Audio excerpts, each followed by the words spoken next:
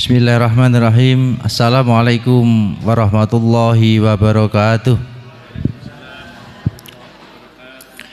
Innal hamdalillah nahmaduhu wa nasta'inuhu wa nastaghfiruh wa na'udzu billahi min shururi anfusina wa min sayyiati a'malina may yahdihillahu fala mudhillalah wa may yudlil fala hadiyalah.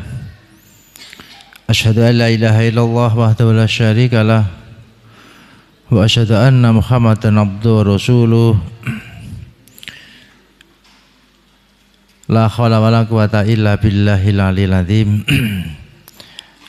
Ibu-ibu, bapak-bapak, adik-adik para jamaah Masjid Sabil Ummah rahimakumullah. Pertama, marilah kita bersama-sama bersyukur kepada Allah Subhanahu wa taala karena atas limpahan nikmat, rahmat, taufik dan hidayahnya kita pada sore hari ini bisa hadir bermuajah di masjid kita yang tercinta ini dalam rangka mengikuti kajian Ramadan menjelang berbuka puasa. Mudah-mudahan apa yang kita lakukan dicatat sebagai amal ibadah kita dan mudah-mudahan senantiasa mendapat ridho dari Allah Subhanahu wa taala. Amin ya rabbal alamin. Shalawat serta salam semoga tetap terlimpahkan kepada Nabi Muhammad sallallahu alaihi wasallam yang telah membimbing kita semuanya, memberikan uswatun hasanah kepada kita semuanya, dan mudah-mudahan kelak di yaumul qiyamah kita mendapat syafaatnya. Bapak Ibu hadirin rahimakumullah. Tidak terasa ternyata puasa tinggal menghitung hari akan segera meninggalkan kita. Puasa Ramadan, bulan Ramadan ternyata hanya tinggal beberapa hari lagi, karena kita sudah masuk di hari-hari akhir bulan Ramadan. Hari ini kita sudah hari yang ke-23 Ibu ya, 23.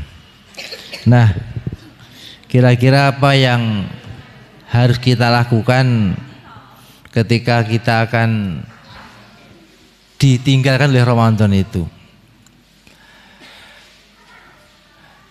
Ada, kalau Ramadan itu adalah bulan yang kita jadikan sebuah proses untuk membawa diri kita, untuk memproses diri kita menjadi lebih baik. Istilahnya Ramadan adalah bulan tirakat. Maka semestinya pasca Ramadan itu ada sesuatu yang masih tersisa dalam diri kita dalam konteks kebaikan. Maka saya membaca sebuah tulisan, jadilah filosofinya seperti filosofi ulat, jangan seperti filosofinya ular. Ular itu kalau ngelungsungi itu 40 hari tidak makan, kemudian lungsungi, ganti kulit, bagus kulitnya, halus begitu. Tapi tetap jadi ulat, tetap jadi ular, tetap jadi ulo. Ya medeni, ya kadang gila nih ngoten niku ulo. Tapi jadilah filosofinya ulat. Podo-podo tirakate 40 hari tidak makan jadi entung. Setelah jadi entung dia bermetamorfosis jadi ulat, jadi kupu-kupu. Bagus sekali, indah. Artinya pas setelah dia mengalami proses tirakat tersebut, ternyata setelah itu dia menjadi sesuatu yang indah, menyenangkan, tidak medeni, gitu. Seperti itulah. Maka sebenarnya kalau orang berpuasa, kalau Ramadan itu kita ibaratkan seperti filosofinya ulat tadi, mestinya pasca Ramadan kita menjadi lebih baik. Artinya spirit Ramadan kita masih tersisa ketika kita sudah meninggalkan Ramadan. Bapak Ibu rahimakumullah, maka tema kami sore ini adalah bagaimana kita mempertahankan spirit Ramadan ini setelah kita nanti keluar dari bulan Ramadan. Tentu ini bukan sesuatu yang mudah, tetapi sesuatu yang sangat sulit. Ramadan yang kita lalui dalam 1 bulan ini, sudahkah nanti menyisakan sesuatu dalam diri kita Sehingga semangat dan spirit Ramadan yang selama ini terbiasa dalam 1 bulan ini terus kita bawa ketika Ramadan telah meninggalkan kita. Ada beberapa catatan yang barangkali selama Ramadan ini semangat kita berbeda dengan semangat ketika kita tidak di dalam bulan Ramadan. Yang pertama, selama Ramadan penuh kita berpuasa bagi laki-laki. Yang perempuan mungkin ibu-ibu ada yang jeda karena dapat bonus. Puasa itu ternyata memberikan dampak luar biasa terhadap diri kita, baik dampak sosial maupun spiritual. Dampak sosialnya adalah bagaimana kita bisa merasakan betapa perut ini ketika lapar, lemes, tidak punya daya apa-apa. Dalam konteks sosial ini menggambarkan dalam diri kita, wong miskin kayak ngene iki. Orang yang miskin, orang yang serba kekurangan, yang sehari-harinya makan belum tentu, ya akhirnya semangat sosial kita dalam berpuasa itu ada. Inilah kira-kira dampak sosial di dalam diri orang yang berpuasa tersebut. Maka kemudian bagaimana pasca Ramadan semangat sosial kita kepada orang yang tidak punya itu tetap tinggi. Ini penting. Yang kedua kemudian dampak secara spiritual. Orang berpuasa itu ternyata secara spiritual ketika perutnya lapar, badannya lemes, itu semata-mata karena panggilan dari Allah Subhanahu wa taala. Artinya apa? Bahwa semangat untuk tidak makan, tidak minum itu kalau kita tidak memiliki kekuatan iman yang kuat, tidak memiliki kesabaran yang kuat, tentu akan mudah sekali untuk tergoda untuk tidak berpuasa. Maka kemudian spiritual kita, panggilan hati nurani kita untuk semata-mata menjalankan perintah Allah itulah yang kemudian muncul. Maka Bapak Ibu sekalian, karena puasa itu tidak hanya puasa wajib, ada puasa sunnah yang juga dianjurkan oleh Allah Subhanahu wa taala. Maka bagaimana spirit dan semangat berpuasa ini nanti pasca Ramadan tetap kita perhatikan, tetap kita pertahankan. Banyak sekali jenis puasa yang sudah sesuai syariat.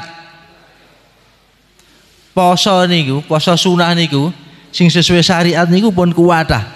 Makanya misalkan kita berpuasa, yang tidak berpuasa yang aneh-aneh pun sudah cukup dalam setahun pasca Ramadan niku. Napa enten puasa sing aneh-aneh wonten? Misal nyun sewu niki. Poso ngrowot, poso jenis napa niku? Poso mutih. Niku angel teng mboten hadise mboten enten niku. Golek ning endi arek nek poso mutih. Seminggu deng ndak mam kemudian lek mam sego putih. Ternyata tujuannya napa? Ben duwe kekuatan. Wah, dibacok ra terdas. Gerujuk ora teles, tibong ya ora kobong, loro semaput tapi. Lah niku berbahaya. Puasa sing dalam ajaran Islam wonten pun kuatah Bu. Contoh puasa hari Arafah 9 Dzulhijjah nika. Puasa bulan Muharram. Wonten malih puasa Ayyamul Bid. Ayyamul Bid niku setiap bulan 3 hari. Tanggal 13, 14, 15 pun niku rutin mawon. Ayyamul Bid 3 dina nggih. Senin Kamis. Sebulan itu enten berapa Senin ada berapa Kamis. Nek kirang tambah malih puasa Daud. Dina poso dina ora. Niku pun sesuai syariat wonten. Niku pun nek dilampahi sedaya pun belenger. Dadi ndak usah berpuasa sing ate aneh-aneh ngoten niku insyaallah sampun. Nah, spirit berpuasa ini coba kita pertahankan pasca Ramadan. Niki penting. Karena apa? Karena ternyata setelah kita dilatih selama sebulan penuh Ramadan berpuasa ini, ternyata berpuasa itu dampaknya terhadap fisik kita ternyata luar biasa hebat. Wah, ben sore nimbang alhamdulillah mudun 3 kilo. Wah, niku marum sangat. Jadi tetapi dengan catatan spiritnya mempertahankan Ramadan itu, mempertahankan spirit Ramadan itu jangan hanya semata-mata karena ingin berat badannya stabil turun pun ngoten. Ya pertama tentang berpuasa. Jadi sekali lagi bagaimana kita bisa mempertahankan spirit Ramadan ini ketika kita nanti sudah ditinggalkan oleh Ramadan. Ini penting. Bapak Ibu rahimakumullah, ini yang berpuasa. Maka sekali lagi puasa wajib Ramadan ini jadilah momentum ketika kita nanti pasca Ramadan tetap sergap berpuasa sunnah. Berpuasa sunnah dengan catatan nggih memang puasa niku abot. Nggih ngaten niki, mboten dahar, mboten minum. Tapi kalau ibu-ibu tentu nanti wajib yang pertama harus berpuasa nyaur utang dulu nggih. Nah, apalagi nanti Syawal sudah ada puasa sunnah, puasa Syawal 6 hari. Ini pun sunnah malih. Jadi insya Allah kalau spirit Ramadan ini tetap ada dalam diri kita, maka sesuatu yang kita lakukan di Ramadan ini nanti pasca Ramadan insya Allah akan enteng kita lakukan. Dan sebenarnya ini yang diinginkan oleh Allah Subhanahu Wa Taala, bahwa la'alakum tattaqun itu tidak hanya dalam konteks bulan Ramadan tok, tetapi pasca Ramadan itu tetap kita pertahankan dengan kualitas dan kuantitas ibadah seperti yang kita lakukan di saat Ramadan itu. Ini yang pertama, bagaimana mempertahankan spirit Ramadan ini. Bapak Ibu rahimakumullah, yang kedua yang sering kita lakukan adalah qiyamul lail, sholat malam, sholat wajib, sholat rawatib, sholat berjamaah. Ini juga spirit tersendiri. Semangat kita untuk qiyamul lail selama Ramadan ini meningkat. Sholat malam niku enteng, tahajud niku enteng. Jam 3 kita bangun tahajud dulu baru sahur, makan sahur enteng. Bagaimana semangat qiyamul lail itu kita pertahankan nanti pasca Ramadan. Selama puasa jam 3 tangi, bagaimana setelah Ramadan jam 3 yo tangi, ngoten. Ojo kemudian anda ora sahur turun tangi-tangi mun subuh. Ini mungkin akan mengurangi semangat spirit tadi. Maka sekali lagi mumpung kita sudah terbiasa sebulan ini jam 3 bangun dalam rangka untuk sahur, makan sahur, maka pasca Ramadan kita ganti jam 3 bangun tetapi untuk qiyamul lail. Jadi semangat ini tetap semangat spirit Ramadan. Niki penting kita pertahankan.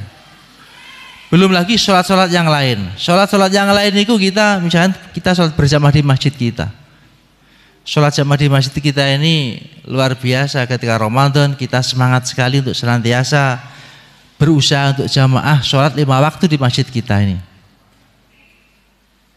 Nah, ini yang semangat untuk tetap mempertahankan di dalam sholat-sholat yang pernah kita lakukan selama Ramadan ini. Sholat sunat rawatibnya juga tertib. Mboten kemudian lek poso ngoten iki kan mergo kesusu ya nyapu ndak teko omah ya ndang tidak akan makan toh. Kemudian berlama-lama di masjid, setelah sholat wajib, sholat rawatibnya, sholat sunah rawatib dilakukan seperti itu.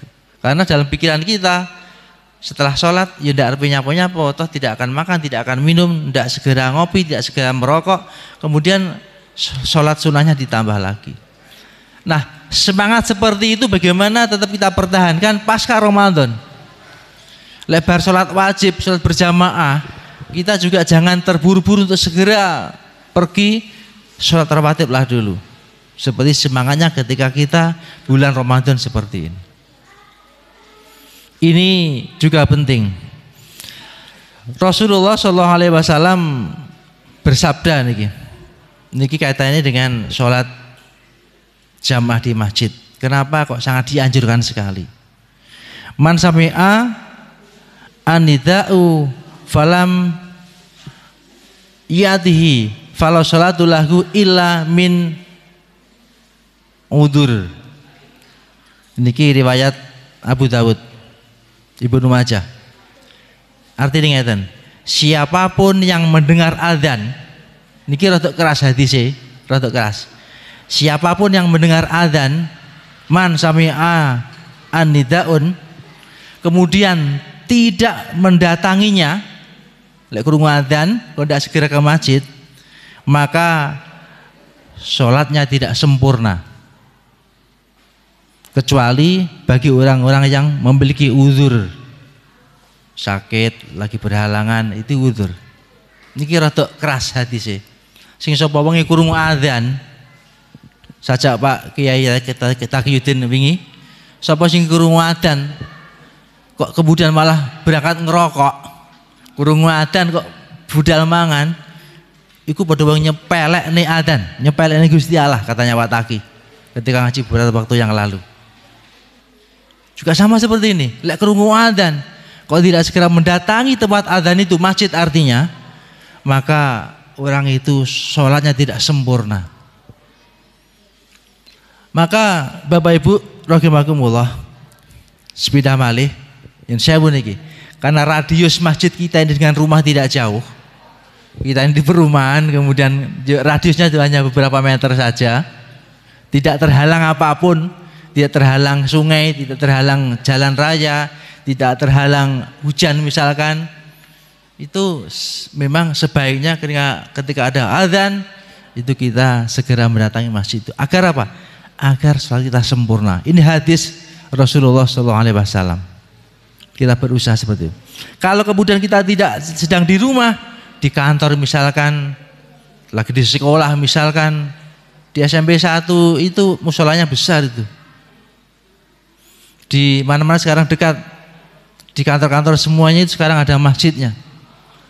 Itu ketika ada azan harus di bank BCA itu juga ada musholanya itu. Di Pak Edi, Bang. Itu ada semuanya. Artinya tidak harus di masjid kita, tapi di masjid yang terdekat. Maka spirit Ramadan kita mengistiqomahkan sholat berjamaah itu harus tetap kita pertahankan pasca Ramadan nanti. Ini penting. Maka sekali harus ingat filosofinya ulat tadi. Lek uler ya wis apik dadi entung dadi kupu-kupu apik. Bapak Ibu rahimakumullah, apa yang kita pertahankan lagi pasca Ramadan selain sholat, kemudian puasa, yang ketiga adalah membaca Al-Quran, tilawatil Quran. Kami sangat mengapresiasi semangat ibu-ibu terutama di dalam Bu Namin tadarus Al-Quran niki, khotmil Quran. Dulu semangatnya yang pertama yang menggagas Bu Katimun, Bu Hajah Umi Nasuha, tetap kita pertahankan. Mari semangat membaca Al-Quran itu tetap kita pertahankan. Pak, panggah gradul nung watak iso. Mboten napa-napa. Hadise wonten niki.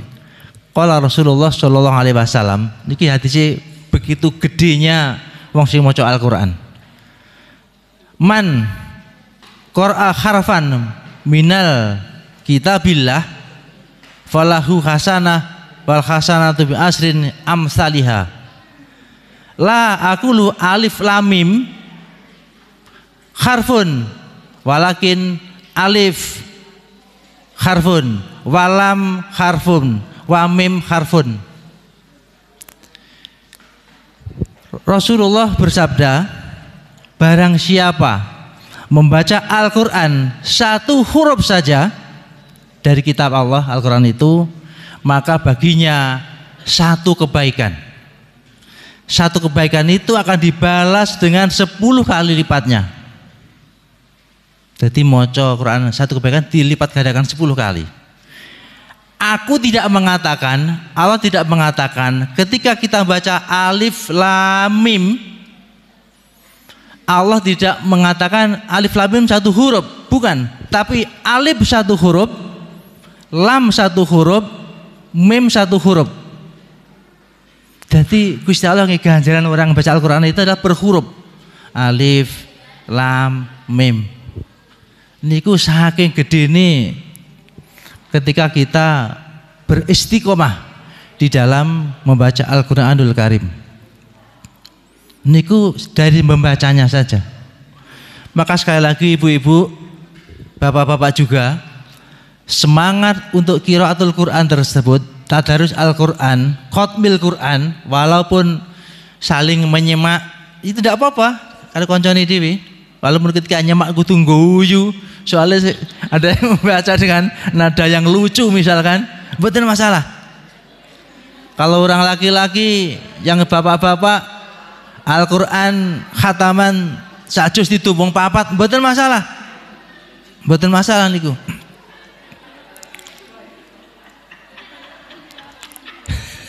Sing rumong solek maca guyu kekel. Mboten napa-napa. Panjenengan kadang-kadang maca Quran niku nggih angel. Kenapa kok angel? Karena isone wis gede, isone wis tuwek niki lho, gak ada angel niku. Maka lari-lari alit anak-anak kita ini alhamdulillah sejak kecil sudah kita biasakan baca Iqra. Sudah terbiasa, alhamdulillah bacanya lancar semuanya. Itu dari segi ganjaran ketika kita membaca Al-Quran satu huruf seperti itu. Suatu ketika ada seseorang, orang itu mocone panggah surat Al-Waqiah terus. Tabarokalladzi biyadil mulku wa huwa ala kulli syai'in qadir. Mocone panggah kuwi ya. Berapa menit? Suatu ketika dia meninggal dunia. Masuk neraka. Al-Waqiah protes. Loh, iki lek zaman si urip gini maca tabarok uang itu. Tidak bisa malaikat. Tidak bisa. Harus masuk neraka dulu karena selain baca tabarok dia perbuatannya jelek.